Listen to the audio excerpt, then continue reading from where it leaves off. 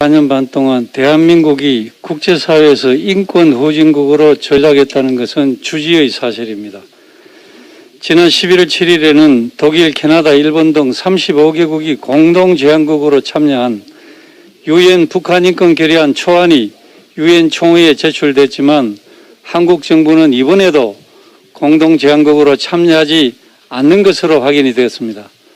한국은 2008년부터 공동제안국으로 참여하다가 문재인 정부 들어 2019년부터 3년째 불참하고 있는 것입니다.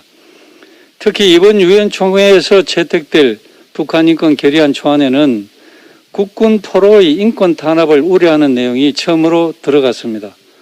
공개된 결의안 초안을 보면 북한에 억류되어 있는 국군 포로와 그 자손들에 대한 지속적인 인권 침해 우려를 표명한다는 문구가 삽입됐습니다. 이렇게 중요한 내용이 새로 이렇게 삽입이 됐는데도 불구하고 당사자인 우리나라가 공동제안국에서 일부러 빠진 것입니다. 유엔의 인권이사회뿐만 아니라 193개 회원국 전체의 총의를 모으는 총회에서 채택된 문건에 6.25 전쟁 국군 포로 관련 내용이 반영된다는 것은 이 문제가 한국 내 일부 인권단체의 관심사를 넘어 국제사회 전체의 관심사로 부각된다는 의미가 있는 중대한 사안입니다.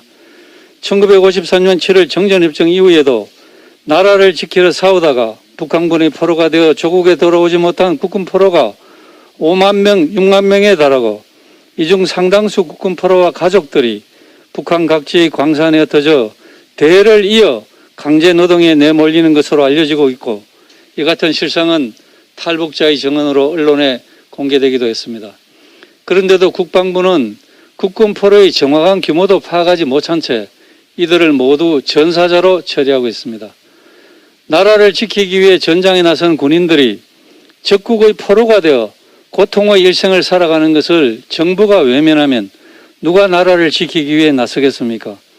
우리 국민의힘은 북한 주민들의 인권은 물론이고 국군 포로 송환 문제까지 손을 놓고 있는 문재인 정권의 경종을 울리고 그 대책을 강력하게 요구하기 위해서 지난 11월 5일 한국 정부가 유엔 총회 북한 인권 결의안 공동제안국에 참여할 것을 촉구하는 결의안을 발의한 바 있습니다.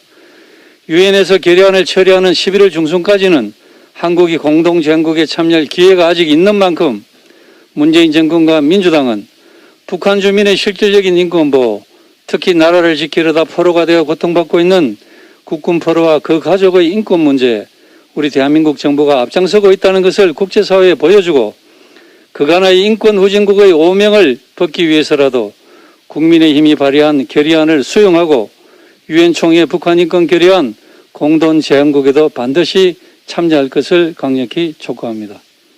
이상입니다.